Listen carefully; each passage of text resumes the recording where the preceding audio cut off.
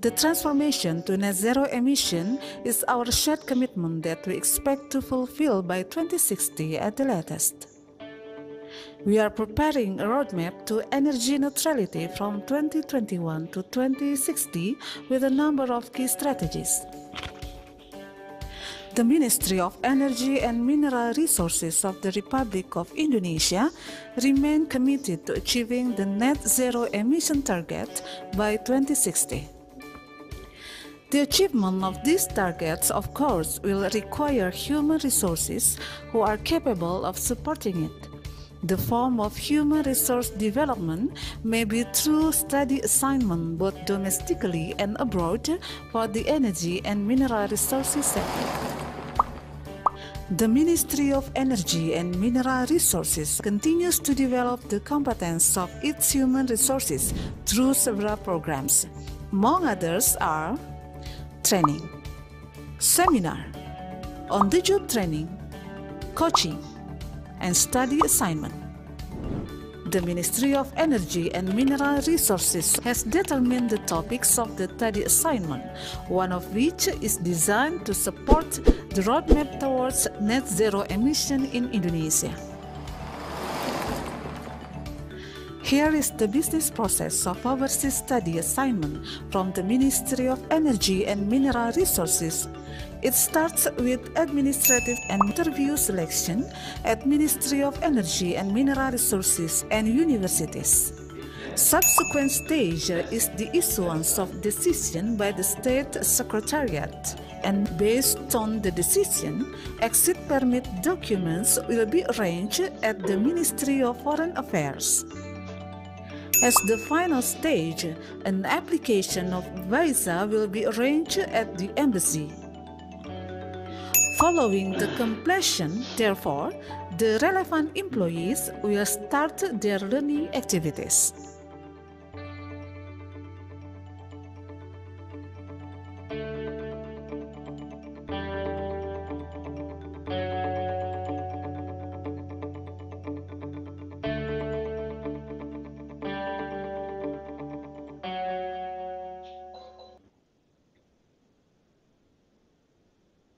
Kepada yang terhormat Kepala PPSM Aparatur Susetyo Edi Prabowo, selamat pagi Bapak.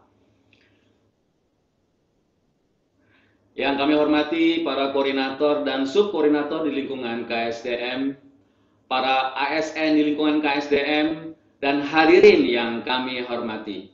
Assalamualaikum warahmatullahi wabarakatuh. Salam sejahtera untuk kita semuanya. Apa kabar Bapak Ibu semuanya? Semoga kita selalu diberikan kesehatan dan selalu dalam lindungan Tuhan Yang Maha Esa. Pagi hari ini kita hadir dalam rangka mengikuti kegiatan webinar yang sangat penting, yaitu kegiatan pre-sosialisasi tugas belajar luar negeri. Kegiatan ini tentunya sangat penting dan ditunggu-tunggu oleh para pegawai KSDM yang berminat melanjutkan studi S2 dan S3 di luar negeri. Mungkin masih banyak pegawai KSDM yang belum mengerti dan belum paham akan alur dan mekanisme tugas belajar luar negeri. Untuk itu, kegiatan pagi ini hadir untuk menjawab ketidakmengertian dan ketidakpahaman sebagian pegawai KSDM. Baik Bapak Ibu yang kami hormati, kita awali kegiatan ini dengan mendengarkan sambutan pembukaan yang akan disampaikan oleh Kepala PPSM Aparatur, Bapak Susetyo Edi Prabowo. Kami silakan kepada Bapak Kampus.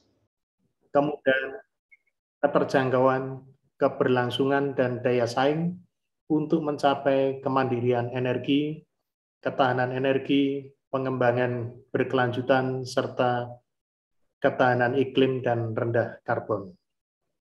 Bapak Ibu hadirin yang saya hormati, pada bulan Mei 2022 yang lalu, BPSDM-SDM telah membuka kesempatan kepada seluruh pegawai Kementerian SDM yang memenuhi syarat untuk mengikuti seleksi tugas belajar dalam negeri, yang bekerja sama dengan 6 perguruan tinggi yang ada di Indonesia, yaitu Institut Teknologi Bandung, Universitas Gadjah Mada, Universitas Indonesia, Institut Teknologi 10 November, Universitas Pajajaran, dan Universitas Pembangunan Nasional Veteran Yogyakarta.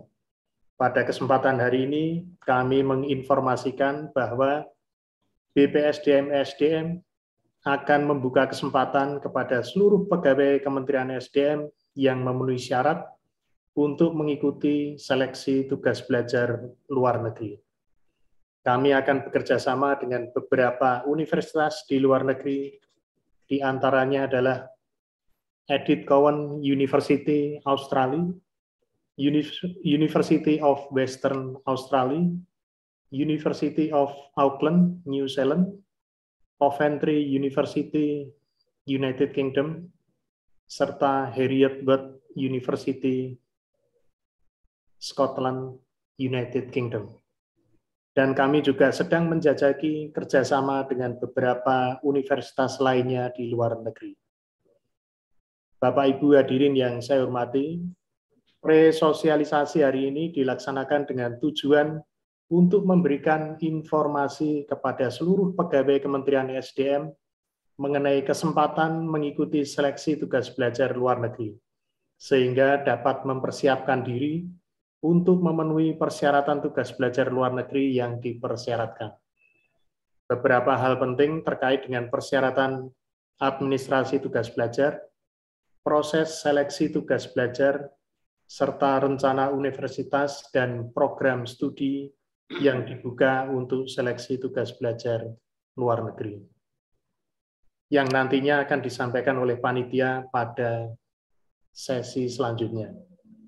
Kami mengharapkan kepada seluruh pegawai yang mengikuti kegiatan pada pagi hari ini dapat memanfaatkan kesempatan ini untuk mendapatkan informasi yang lebih jelas dan berdiskusi mengenai seleksi tugas belajar luar negeri. Akhir kata, dengan mengucapkan Bismillahirrahmanirrahim, kegiatan pre-sosialisasi tugas belajar luar negeri Kementerian SDM secara resmi saya nyatakan dibuka. Semoga Allah Subhanahu wa Ta'ala, Tuhan yang Maha Kuasa, memberikan petunjuk dan merahmati setiap langkah dan upaya kita. Demikian, terima kasih. Wassalamualaikum warahmatullahi wabarakatuh. Waalaikumsalam. Baik, kami ucapkan terima kasih kepada Kepala Pusat atas sambutannya. Semoga tugas belajar luar negeri dalam mendukung NZE dapat berjalan dengan baik dan lancar. Bapak, Ibu, dan rekan-rekan semua yang kami hormati, kegiatan Embassy Forum sudah kita adakan pada tanggal 22 Juni, sehari sebelum kegiatan Energy Transition Working Group 2, ETWG 2, yang kemarin dilaksanakan di Labuan Bajo. Tentunya ada hasil dari kegiatan tersebut, dan untuk lebih mengetahui dan memahami hasil-hasil dari kegiatan Embassy Forum tersebut, Bapak Milan dari BPSDM akan memaparkannya secara detail kepada kita semuanya. Untuk itu, pada Bapak Milan kami persilakan. Ya, makasih Mas Denny Andres. Assalamualaikum warahmatullahi wabarakatuh. Selamat pagi, salam sejahtera buat Bapak Ibu kita semua, Pak Edi, Pak Kapus. Mohon izin Bapak, Pak Andi, Bapak Ibu, para koordinator dan subkoordinator di lingkungan Kementerian SDM.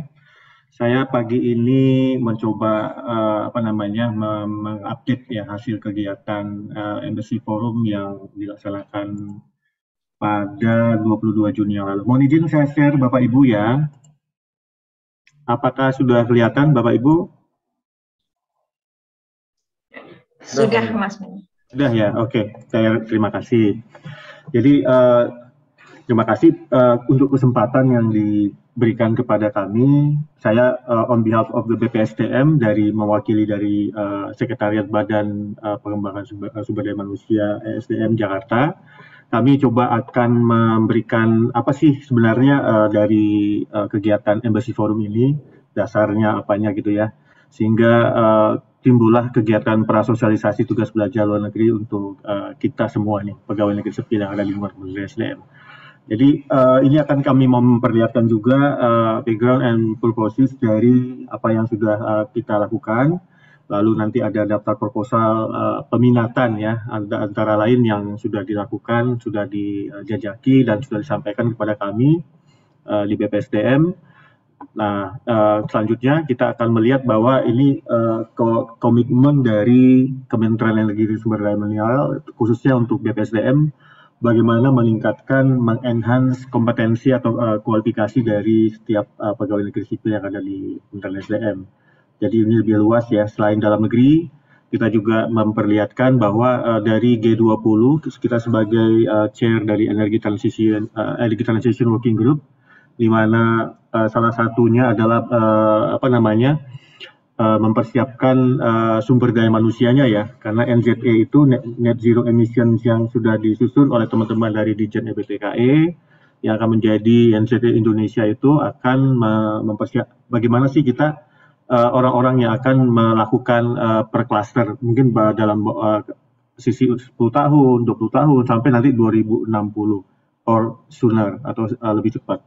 Nah, ini juga mempersiapkan bagaimana pegawai negeri sipil itu siap di lingkungan SDM itu untuk program studi yang memang berkaitan dengan NZE ya, baik itu dengan geologi, kegeologian, kelistrikan, contohnya lagi oil and gas, dan bagaimana shifting dari fosil ke non-fosil itu bisa berjalan dengan baik. Jadi ini juga mengenhancing expertise and qualification dari setiap pegawai negeri sipil di Kementerian SDM. Ini background and purposes-nya sudah dilakukan tanggal 22 Juni di Labuan Bajo di Hotel La Prima.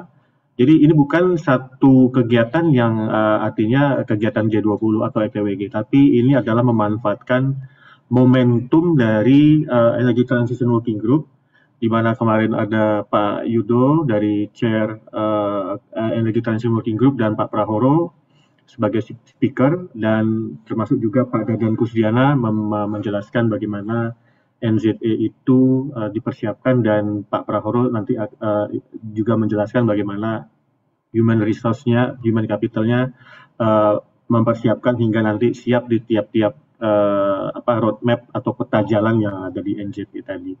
Ini background and purposes-nya. Lalu daftar negara atau organisasi internasional apa saja yang sudah menyampaikan proposal atau permintaan TBLN Kementerian SDM.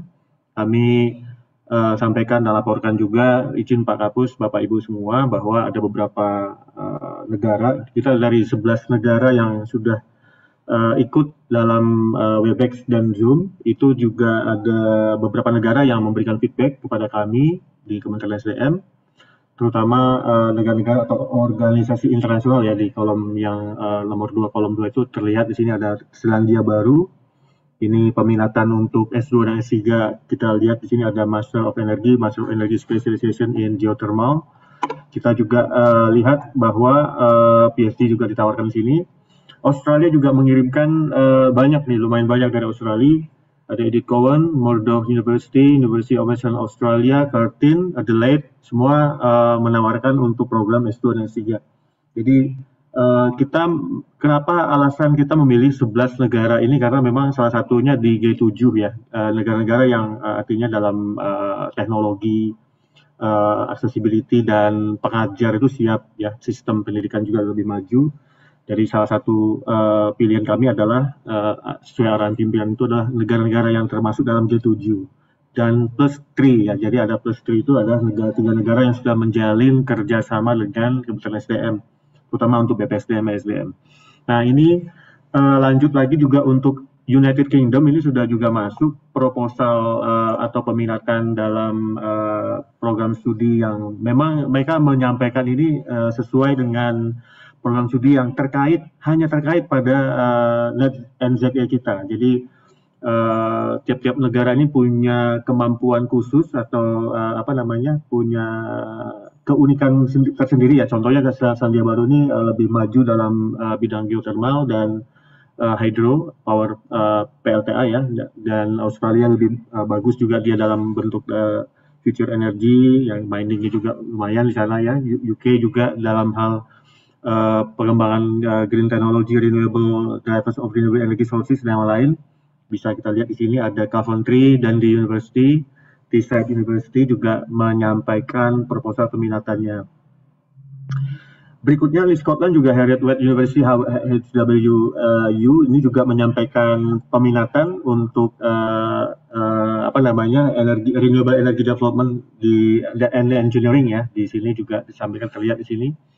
Lalu yang nomor 5 ini agak unik nih, karena MIT juga menyampaikan peminatannya, bahkan Direktur MIT akan visitasi ke Indonesia dan akan courtesy call ke Kepala Badan pada tanggal 12 Juli yang akan datang. Nah ini MITE ini atau Massachusetts Institute of Technology Energy Initiative ini juga akan menyampaikan proposalnya, tapi mereka ingin in person dulu dengan pihak kita, dan mereka tertarik dengan skema yang akan kita kerjasamakan dengan MIT. Jadi teman-teman yang di sini akan S2, S3 di MIT, monggo, welcome, free to untuk apply dengan pendanaan dari APBN ataupun dari non-APBN.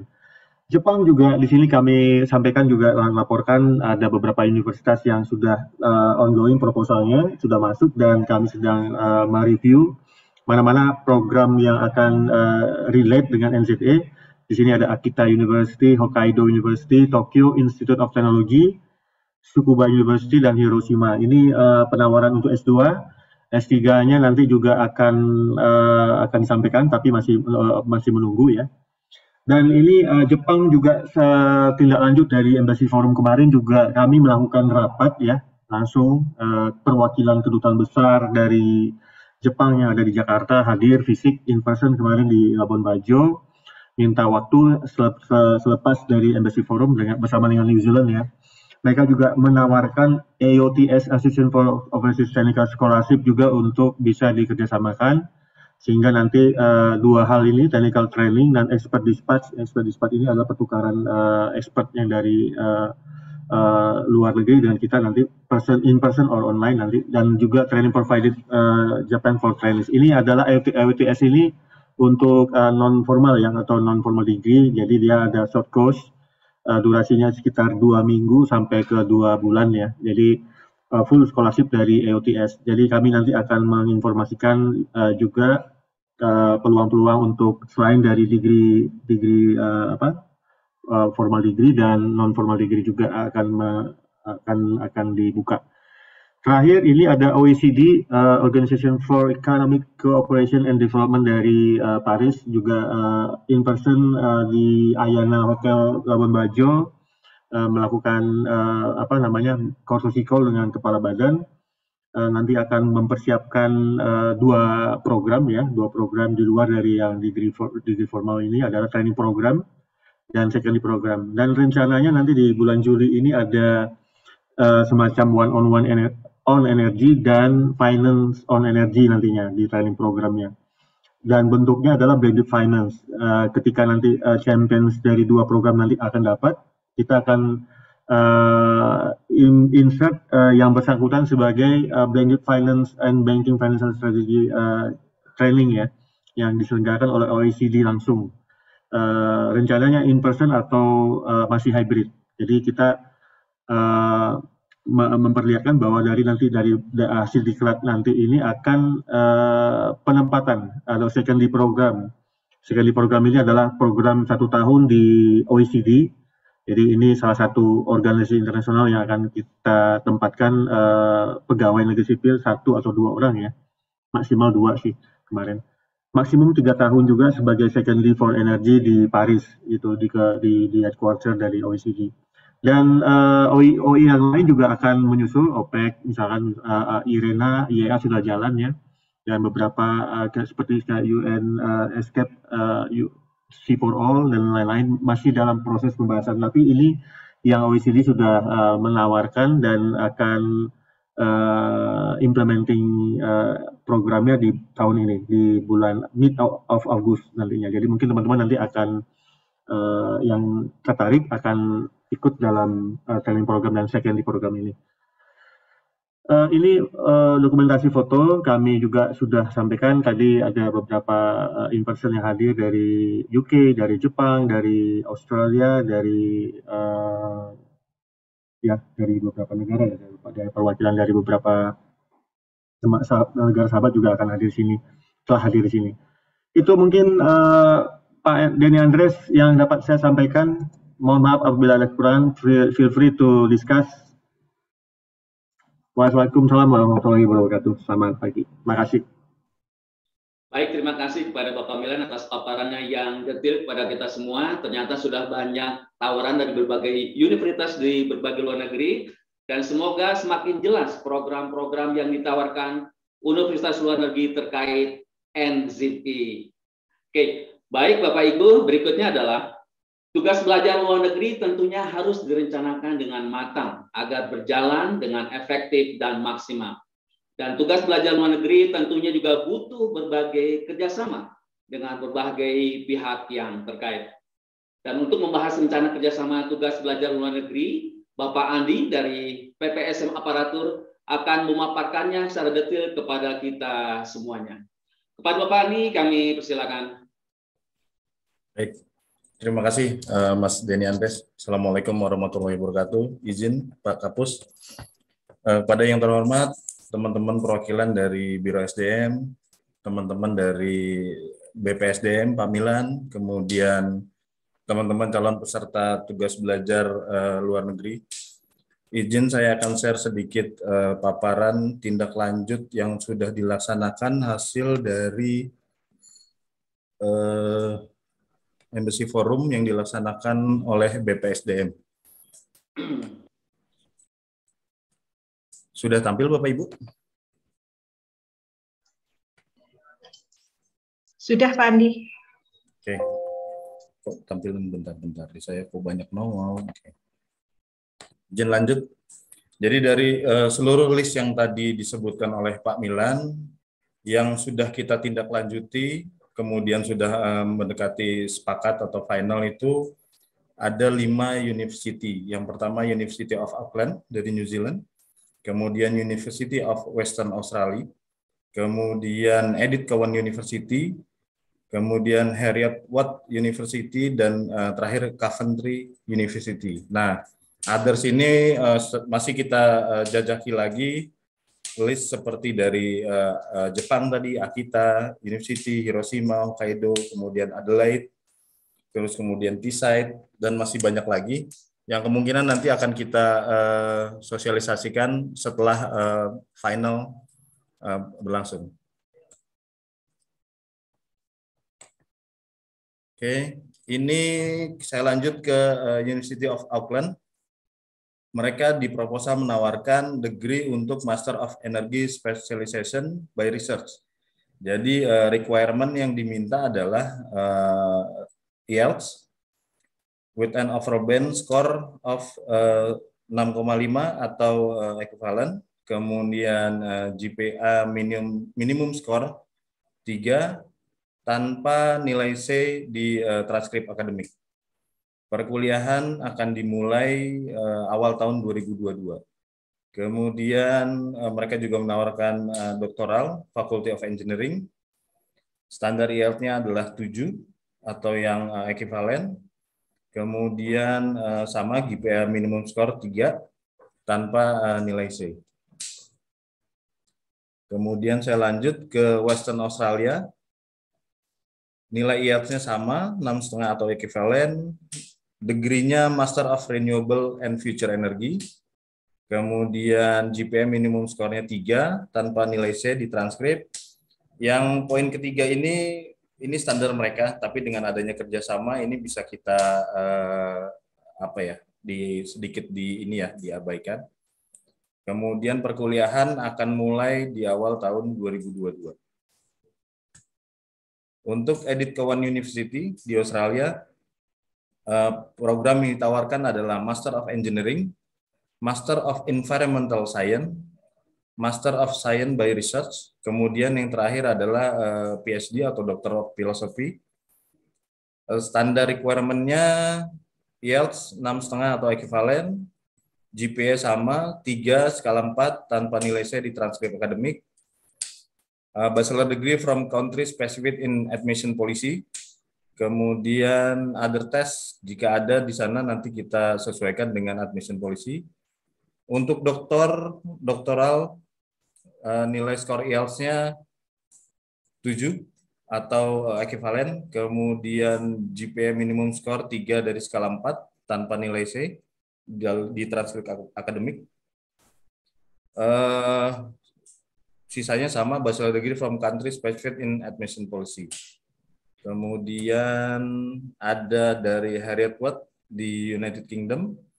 Mereka menawarkan postgraduate third degree dengan studi programnya adalah Marine Renewable Energy, kemudian Renewable Energy Development, kemudian ada juga yang melalui research program, kemudian standar requirement untuk nilai sama 6,5 ekivalen, dan nilai IELTS-nya 7 untuk yang PhD. Kemudian minimum skor GPA adalah 3 skala 4 tanpa nilai C di dalam transkrip akademik. Untuk yang program research ada tambahan khusus, research proposal or personal statement akan dimintakan atau diajukan kepada pihak kampus untuk direview apakah proposal research tersebut sesuai atau inline dengan research yang sudah ada di kampus. Jadi kemudian perkuliahan akan dimulai di awal tahun 2022. Saya lanjut.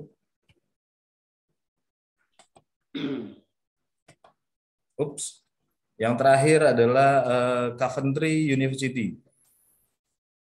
Program studi yang ditawarkan adalah Renewable Energy Engineering, kemudian Renewable Energy Management, Electrical Automotive Engineering, Oil and Gas Engineering, Oil and Gas Management. Untuk program master, standar IELTS-nya adalah 6,5 atau ekivalen, GPA minimum skor sama, 3 dalam skala 4 tanpa nilai C. Kemudian untuk program doktoral ada Doctor of Philosophy atau PhD, kemudian ada Professional Doctorate, kemudian ada lagi satu lagi PhD by Publication. Yang terakhir Master by Research. Untuk doktoral standarnya sama, nilai IELTS-nya adalah 7 atau ekivalen, kemudian GPA 3 skala 4 tanpa nilai C. Kemudian ada sedikit tambahan untuk research degree. Yang pertama, meet academic entry requirement as defined by academic regulation for those defined within the program specification. Jadi intinya tetap harus mengajukan proposal untuk kita kirimkan kepada pihak kampus, kemudian diseleksi apakah sesuai dengan tema atau jenjang studi yang akan diambil. Kira-kira seperti itu teman-teman program studi yang sudah kita kerjasamakan dengan berbagai negara menindaklanjuti hasil Embassy Forum dari Pak Milan, dan masih akan bertambah lagi dengan beberapa kampus di luar yang sampai saat ini proposal yang kita terima masih nambah ya Pak Milan ya. Cuma kita belum sempat ketemu dengan mereka sehingga belum menentukan jurusan dan requirement yang sesuai dengan tema dari net zero emission. Terima kasih. Saya kembalikan ke MC-nya, Kang Denny.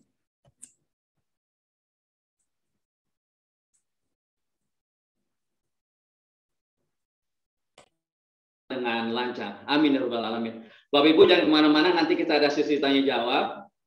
Dan sebelum masuk ke tanya jawab, kita akan simak tentang tata cara pengurusan tubel luar negeri. Mungkin masih banyak pegawai yang belum paham, belum mengerti tentang tata cara pengurusan tubel luar negeri. Dan kali ini, sesi ini akan dibahas secara mendalam oleh Ibu Relani dari Biro SDM. Kepada Ibu Relani, kami persilakan. Terima kasih Pak Denny. Suaranya terdengar. Izin share Bapak Ibu.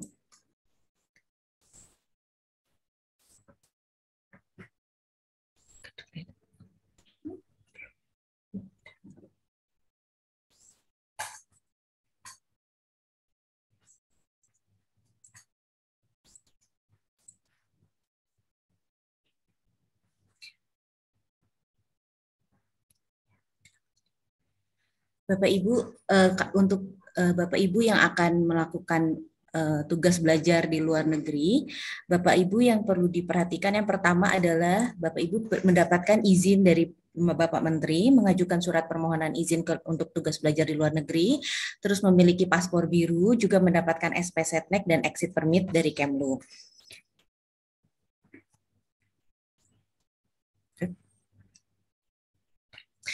Alurnya adalah yang pertama Bapak Ibu dari unitnya mengajukan konsep surat permohonan izin luar negeri kepada Bapak Menteri. Nanti setelah mendapatkan persetujuan dari Bapak Menteri, dari Biro SDM akan langsung membuatkan surat permohonan kepada Sekretariat Negara dan juga surat pengantar untuk membuat paspor biru, exit permit dan rekomendasi visa ke Kementerian Luar Negeri. Nah, prosesnya ini semuanya online ya Bapak Ibu. Jadi kalau misalnya dari Biro SDM langsung setelah ada izin Menteri membuatkan surat pengantar, kalau berkas Bapak Ibu sudah lengkap, langsung kita upload di aplikasi Setnek, namanya aplikasi Simple. Nah, nanti setelah disetujui baru keluar SP Setnek-nya.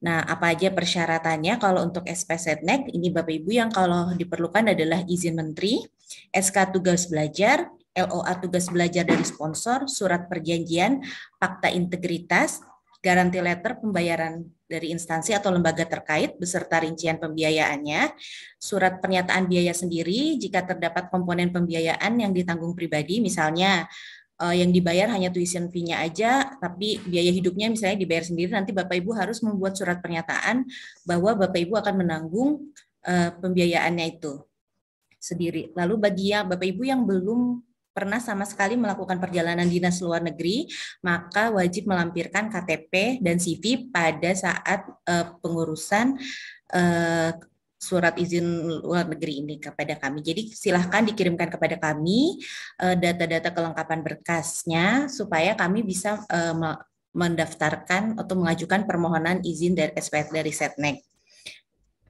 Berapa lama biasanya waktunya? Nah, biasanya kita kalau misalnya sudah lengkap, waktunya itu kalau untuk perjalanan dinas biasa dari simpelnya biasanya maksimal tuh paling lambat H-7 sebelum keberangkatan, itu untuk PDLN biasa ya Bapak Ibu. Tapi kalau untuk tugas belajar mohon dipertimbangkan waktu pengurusan paspornya.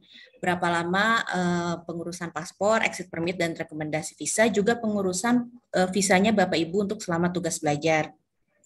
Biasanya SP Setnek ini keluar paling cepat 2 kali 24 jam atau tergantung kelengkapan berkasnya. Kalau misalnya menurut Setnek ada yang perlu dipertanyakan dari dokumennya Bapak Ibu, tetap dikembalikan kepada kami dan itu akan membuat waktu proses pengajuan SP Setnek-nya menjadi lebih lama.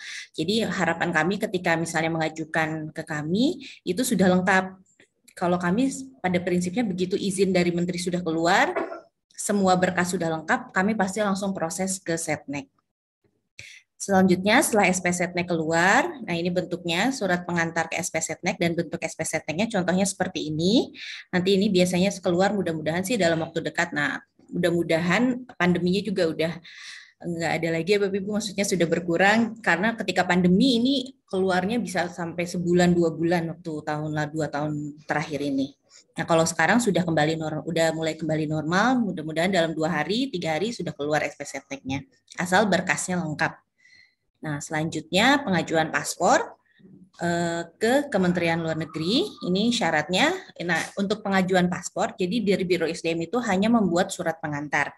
Pengurusan pembuatan paspor, exit permit, dan visa dilakukan oleh pengurus PDLN dari masing-masing unitnya. Ini surat pengantar instansi dari kami, dan Bapak Ibu silahkan memberikan kepada para pengurusnya persyaratan yang diperlukan untuk pengajuan paspor. Biasanya pelayanan paspor dinas ini selesai dalam waktu 3 hari, tapi sejak persetujuan. Jadi ini di-upload oleh pengurusnya dari unitnya Bapak Ibu. Berkas-berkas ini diajukan melalui aplikasi exit permit. Nanti sudah keluar persetujuan, contohnya seperti ini ada notifikasi. Nah, nanti setelah notifikasi persetujuan keluar, maka 3 hari setelah notifikasi Bapak Ibu bisa diambil paspornya, paspor birunya ya. Kalau untuk urusan tugas belajar, karena ini istilahnya resmi ya, Bapak Ibu mohon dapat menggunakan paspor biru atau paspor dinas. Nah, nanti diberikan exit permit yang seperti ini yang akan tempelkan di paspornya Bapak Ibu, lalu juga akan diberikan rekomendasi visa untuk memudahkan Bapak Ibu dalam pengurusan visa tugas belajar. Nah ini, kalau Bapak Ibu ternyata selama di sana, ternyata dalam jangka waktu yang sudah tertulis, misalnya 2 tahun, ternyata harus perpanjangan, jangan lupa untuk tetap mengajukan perpanjangan SPCTEK-nya kepada kami. Jadi, dan ini syarat-syaratnya yang diperlukan untuk mengajukan SPCTEK. Perlunya apa SPCTEK? Nanti biasanya ditanya ketika Bapak Ibu akan penyetaraan ijazah luar negeri. Nah, itu pasti ditanya SPCTEK-nya dan harus lengkap. Jadi, SPCTEK pertama dan perpanjangan. Nah, ketika perpanjangan itu Bapak Ibu bisa mengajukan kepada kami.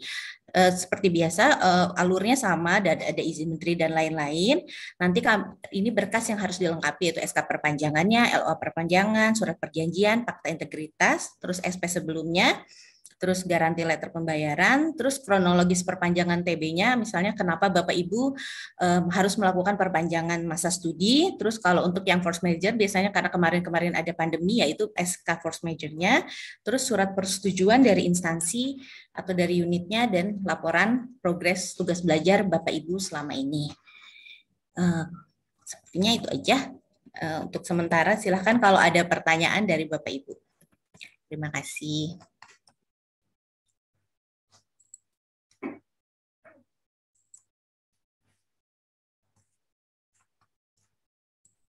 Terima kasih, saya kembalikan lagi ke MC.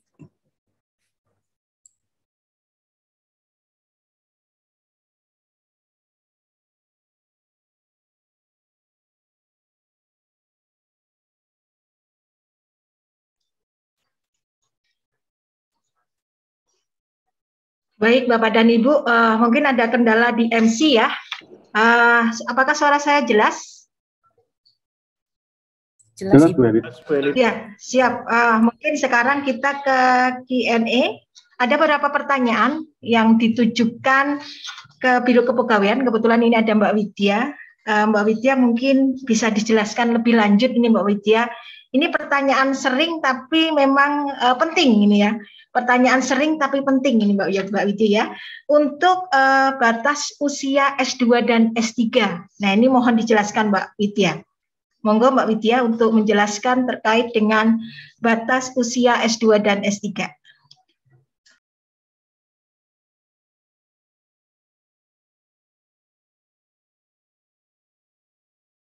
Ya, saya izin share screen sebentar.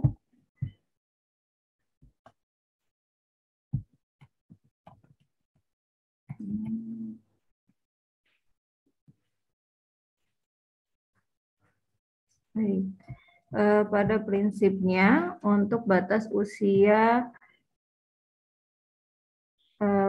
batas usia maksimal mengikuti tugas belajar ini ada ketentuannya di SE Menpan, yaitu memiliki sisa masa kerja pegawai dengan mempertimbangkan masa pendidikan dan masa ikatan dinas dengan ketentuan paling kurang 3 kali. Yang A, 3 kali waktu normatif program studi sebelum batas usia pensiun jabatan untuk tugas belajar yang diberhentikan dari jabatan. Dan yang kedua, 2 kali waktu normatif program studi sebelum batas usia pensiun jabatan untuk tugas belajar yang tidak diberhentikan dari jabatannya. Contohnya, data perhitungannya, sebentar. Seperti ini misalnya untuk pegawai yang akan melaksanakan pendidikan program S2 dibebaskan dari tugas kedinasan atau dari jabatannya, itu ini misalnya perhitungannya 3 kali N+1 ditambah 2 kali N+1, 3 kali N+1-nya itu adalah tadi yang 3 kali program studinya, jangka waktu program studi, yang 2 kali N+1 adalah ikatan dinasnya untuk yang dibebaskan dari tugas kedinasan. Jadi 3 kali 2 plus 1, 2-nya itu masa pendidikannya, plus 1-nya itu dianggap sebagai perpanjangannya, jadi sudah dihitung maksimal oleh Menpan, ditambah dengan 2 kali 2+1 itu 15 tahun. Jadi untuk Bapak Ibu yang menduduki jabatan fungsional umum, JFT muda, JFT pertama, itu kan BUP-nya 58 tahun. Maka usia maksimumnya untuk mengikuti tugas belajar adalah 58 tahun dikurangi 15 tahun, jadi maksimumnya di 43 tahun. Gitu. Kemudian untuk yang S2 tidak dibebaskan, itu pengalinya itu 2 kali N+1 ditambah 1 kali N+1 untuk ikatan dinasnya. Sehingga pengurangnya adalah 9 tahun. Dan untuk jabatan fungsional utama, misalnya itu batas usia pensiunnya itu 65 tahun, maka usia maksimumnya di 56 tahun untuk mengikuti S2 yang tidak dibebas tugaskan.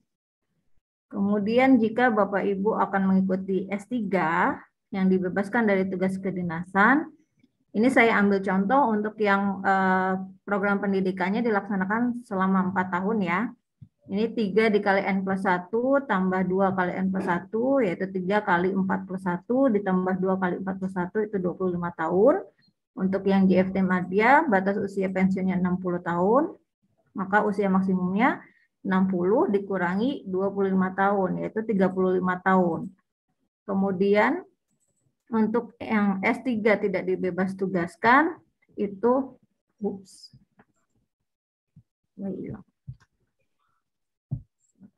yang tidak dibebaskan 2 kali N+1 ditambah 1 kali N+1 itu 15 tahun. Maka untuk yang madya 65 tahun dikurangi 15 tahun, itu batas usianya 45 tahun. Demikian untuk yang batas usia maksimum, Bu Elit. Jadi, terima kasih. Tergantung dengan batas usia pensiun jabatan masing-masing ya. Jadi ada perbedaan. Kalau yang madya kan batas usia pensiunnya memang 60 tahun. Untuk yang muda, pratama, kemudian yang JFU itu di 58 tahun. Gitu Bu Elit. Baik Mbak Widya, Bapak dan Ibu calon peserta tugas belajar ini tadi sudah jelas ya. Tadi ada kata kuncinya BUP, batas usia pensiun. Nah ini mungkin bisa dicermati karena ini memang sangat penting dan sudah diatur dalam peraturan ya, baik dari Menpan RB maupun dari Kementerian SDM. Kemudian ada 2 pertanyaan lagi, ini ditujukan untuk Pak Milan ini. Mohon maaf Pak Milan. Untuk program studi yang ditawarkan, apakah khusus pembiayaan dari APBN atau bisa sumber dari pembiayaan lainnya, sponsor? Kalau nggak salah kemarin ada ya Pak Milan ya, tapi nanti untuk lebih terangnya, untuk lebih jelasnya dari hasil Embassy Forum kemarin ada beberapa terkait dengan jenis-jenis pembiayaan yang untuk APBN maupun sponsor. Monggo Pak Milan. Baik Bu Elit, makasih pertanyaannya. Jadi yang Embassy Forum ini sebenarnya forum yang dimanfaatkan untuk pemanfaatan fiscal year 2022 ya, APBN. Namun sementara paralel simultaneous di jalan ini kita juga melihat dan menerima penawaran dari negara-negara yang sudah kita sampaikan. Jadi ada APBN, non APBN ya. Contohnya seperti Belanda nih. Belanda ini juga menawarkan non-APBN nih, Nuffic Neso akan kita temui nanti di akhir bulan Juli, sehingga nanti dengan program kerjasamanya nanti kita akan lihat mana-mana program studi yang sudah akan relate dengan NZE, kita akan salurkan ke situ. Teman-teman yang belum tercover dalam APBN akan memanfaatkan non-APBN nih, jadi scholarship juga ditawarkan oleh New Zealand juga, negara-negara lain juga menawarkan hal yang sama. Hanya memang ada nanti Pak Kapus mungkin akan menambahkan mengenai ada certain budget yang harus kita disburse tahun ini untuk pelaksanaan tugas belajar luar negeri. Jadi program-program yang andalan untuk 10 orang ya Pak, kalau nggak salah 10 orang ya Pak ya, Pak Kapus ya, yang akan kita siapkan entah kemana tuh nanti antara universitas yang ada yang dari 11 tadi kita akan salurkan ke sana gitu loh. Nah ini thank you. Jadi APBN, non APBN seluruh mekanisme skema pendanaan kita akan tetap buka. Gitu. Demikian Bu Elit. Siap, Pak Milan, terima kasih banyak. Cukup jelas ya, Bapak dan Ibu. Memang kita tujukan untuk APBN, tapi secara paralel kemarin ada juga tawaran untuk sponsor. Pak Milan, apakah boleh satu lagi? Ini ada saran ini, Pak Milan. Siap. Ini terkait dengan memang apakah ada kemungkinan kerjasama dengan berbagai negara selain yang Pak Milan tadi sampaikan. Salah satunya di sini Denmark. Apakah nanti ke depannya tidak menutup untuk kemungkinan Denmark, ya Pak Milan, apakah bisa dibantu menjawab? Silakan Pak Milan. Ya, sementara kita memang sesuai arahan pimpinan itu memilih G7 plus 3 ya, jadi 7 negara plus 3 termasuk juga Western Australia, jadi ada 11 negara yang kita sekarang sedang yang memang kita undang di Embassy Forum. Nah, di luar itu ya kan kita lihat dulu apakah tadi betul ya kalau dia memang sudah ada program mempersiapkan NZA segala macam ya, program studi yang sudah berkaitan, why not ya kan. Dan for your information juga teman-teman Bapak Ibu, kita juga kemarin dapat proposal juga dari Norway gitu. Jadi University of Agder Norway juga profesornya juga akan ke Kortosikol dengan kepala badan. Ini juga dia lagi nyari accessing Asian talents, jadi champion yang dari Indonesia khususnya di Kementerian SDM akan dia mereka akan undang untuk dapat studi di sana, scholarship dari mereka gitu. Itu yang akan mereka siapkan, dan akan tidak tertutup kemungkinan juga untuk dari Denmark, dari negara-negara yang memang sudah ada kerjasama dengan Direktorat Jenderal yang kira-kira prodinya sudah relate dengan NZD, kita akan jajaki seperti itu.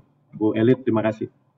Baik, terima kasih Pak Milan, jawabannya juga cukup jelas. Jadi harap bersabar ya Bapak dan Ibu, kemarin hasil Embassy Forum udah luar biasa, karena dalam waktu singkat kita sudah menghasilkan banyak sekali kerjasama. Terima kasih Pak Milan. Nah ini nanti secara bertahap juga, kita akan juga kerjasama dengan negara-negara lain yang tentunya mendukung program kita ya, program prioritas kita untuk net zero emission. Baik, mungkin ada pertanyaan lagi nih Bapak dan Ibu terkait dengan Biro SDM, dan ini juga sama juga sering dan penting. Nah ini kalau terkait dengan luar negeri, Bu Widya, apa sih perbedaan terkait dengan tidak dibebaskan dan dibebas tugaskan? Nah itu mohon penjelasan Mbak Widya, silakan Mbak Widya. Baik, untuk perbedaan status dibebas tugaskan dan tidak dibebas tugaskan itu, jika Bapak Ibu dibebas tugaskan dari tugas dinas harian, artinya Bapak Ibu tidak melaksanakan pekerjaan di kantor. Gitu. Jadi dalam hal ini misalnya pendidikannya itu program pendidikan dilaksanakan di perguruan tinggi yang memang tidak mengadakan kelas malam gitu, kelas malam atau kelas jarak jauh, atau program pendidikannya itu dilaksanakan di luar negeri seperti saat yang sedang ditawarkan. Ini kan berarti Bapak Ibu memang harus berhenti, tidak dinonaktifkan terlebih dahulu dari pekerjaan yang di kantor, jadi bisa fokus untuk melaksanakan pendidikan tugas belajarnya. Nah, tapi tugas belajar ini juga bisa dilaksanakan dengan status tidak dibebaskan dari tugas dinas harian, dalam artian Bapak Ibu masih tetap bisa bekerja, melaksanakan tugas-tugas di kantor, jika memang program studinya itu dilaksanakan dengan perkuliahan malam, terus jarak jauh sesuai dengan izin yang diberikan oleh Kementerian Dikti pada saat ini, gitu Bu. Demikian Bu Elit. Baik, Mbak Widya, mungkin sekalian nyambung ini Mbak Widya terkait pertanyaan untuk batas usia. Jika sumber pendanaan lain di luar APBN untuk batas usia di tugas belajar di luar negeri itu ada batasannya enggak, atau seperti yang dijelaskan oleh Mbak Widya tadi? Sama. Jadi untuk batas usia batas usia maksimal mengikuti tugas belajar itu berlaku untuk semua sumber pembiayaan, baik itu pembiayaan APBN, sponsor maupun yang lain-lain. Termasuk juga tugas belajar biaya mandiri. Itu semua ketentuan mengenai batas usia maksimalnya itu sama. Jadi tidak ada perbedaannya untuk ketentuan batas usia maksimal. Baik Mbak Widya, cukup jelas ya Bapak dan Ibu, tidak ada perbedaannya. Jadi yang dijelaskan di awal tadi sama, baik untuk sumber pendanaan yang APBN maupun yang di luar APBN itu sama saja. Baik, mohon izin ini Pak Kapus, Pak Andi, Pak Milan, dan Mbak Widya, apakah boleh kita undang satu orang untuk menyampaikan pertanyaan secara langsung? Boleh, monggo Ibu. Iya, baik. Ini kita beri kesempatan untuk Mbak Gracia Hutapea. Silahkan Mbak Gracia Hutapea yang sudah raise hand dari tadi. Takutnya nggak bisa tidur nanti kalau belum diminta bertanya. Silahkan Mbak Gracia. Apakah ada Mbak Gracia?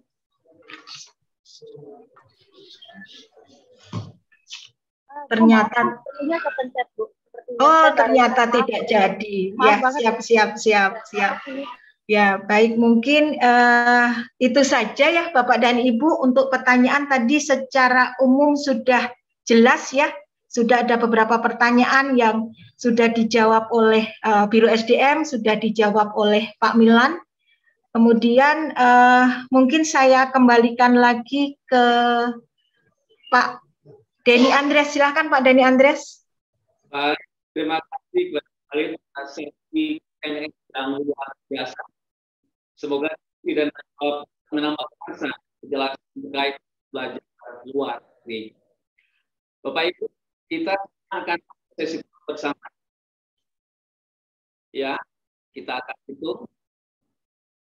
Ya, smile-nya Bapak Ibu kamera masih 1, 2, 3. Baik, untuk gaya belakang menyesuaikan Bapak Ibu untuk menggunakan gaya pas. 1, 2, 3. Baik, sesi telah berakhir.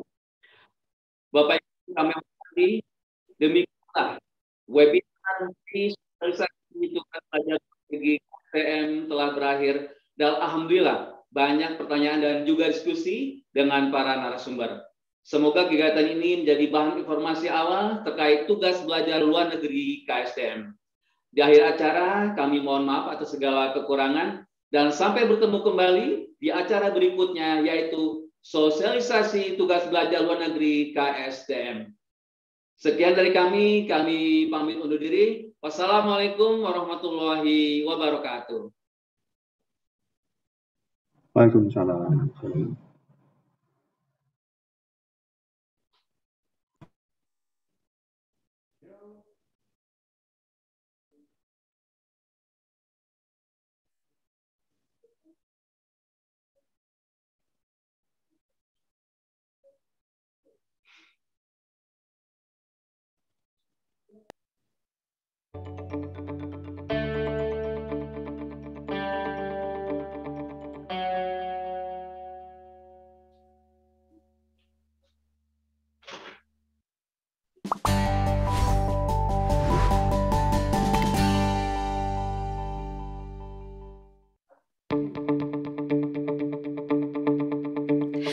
The transformation to net zero emission is our shared commitment that we expect to fulfill by 2060 at the latest.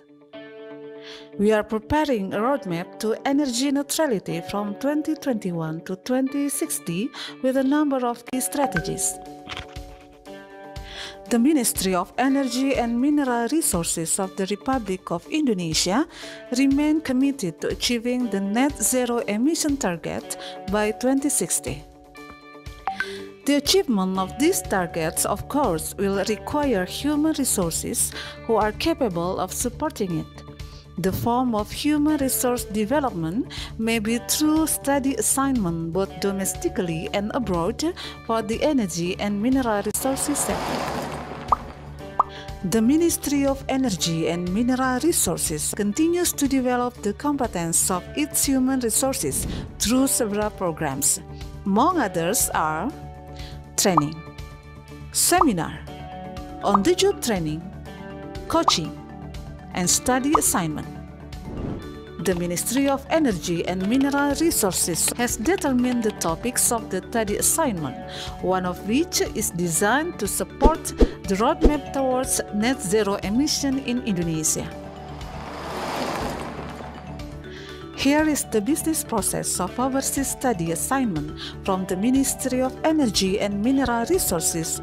It starts with administrative and interview selection at Ministry of Energy and Mineral Resources and universities. Subsequent stage is the issuance of decision by the State Secretariat, and based on the decision, exit permit documents will be arranged at the Ministry of Foreign Affairs. As the final stage, an application of visa will be arranged at the embassy. Following the completion, therefore, the relevant employees will start their learning activities.